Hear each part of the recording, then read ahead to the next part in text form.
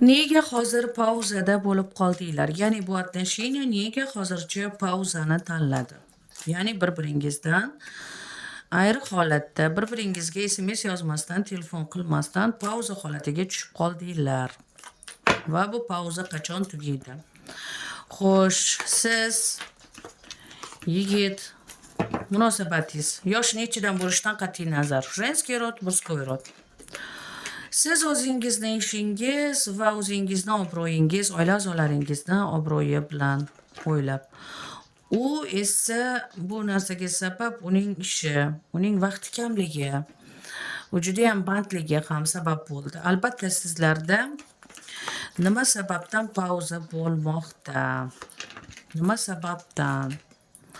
Pauza bo'lgani sizlarda transformatsiya ketyapti, ya'ni xuddi bu narsa qattiq janjallashib urushib qolgansizlar. Hatto yuzma-yuz ham urushib qolgansizlar, uning gapi sizga yoqmagan va bolaning qo'rqoqligi, bola va'dasida turmasligi bu narsa sizga yoqmagan. Va shuning uchun ham bu narsa pauzani tanladi. Xo'sh, pauza qachongacha davom etadi?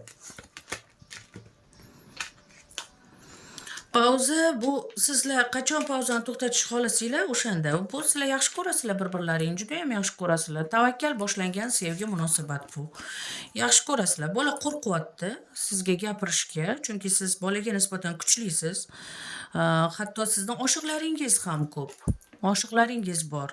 Siz bola o'ylayaptiki, menga qaramayapti, bo'ldi, meni hatto bu pisand qilmaydi deb o'ylayapti.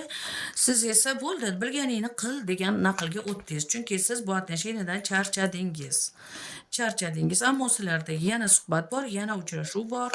Qanaqadir joyga sayohat yoki dam olish yoki chiroyli manzarani ko'rishga borasizlar. Ha, borasizlar, sizda ish ham yaxshi, bolada ham sizlarda uchrashuv bor, sovg'alar olasizlar. Ya'ni bir-biringizga sovg'alar ham berishinglar mumkin, lekin siz baribir sovg'a berishni xohlamaysiz. Sizni ko'proq pul topish qiziqtiradi. Ha, turli xil variantlarni yana qo'llab ko'rasiz. Bolaning jadniyligi sizga yoqmaydi. Bola jadniy. Bola judayam vaqtini ham qizg'anadi, pulini ham qizg'anadi, lekin judayam yaxshi ko'radi, o'lgidek yaxshi ko'radi. Da, mana sevgi bor sizlarda, sevgi bor. Xuddi sizni xayolingizda siz u bolani sevasiz, lekin u bola sizni mazax qilayotgandek tuyuladi. Yo'q, mazax qilmayapti. Siz faqat kuchli energiyaga ega shaxssiz.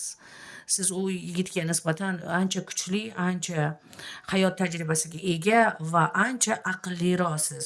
U sizni yaxshi ko'radi, hatto kuchim yetmaydi deb o'ziga ham tan oladi. Sizlarda uchrashuv bor, yana pauza tugaydi, yana suhbatlar davom etadi. Skora.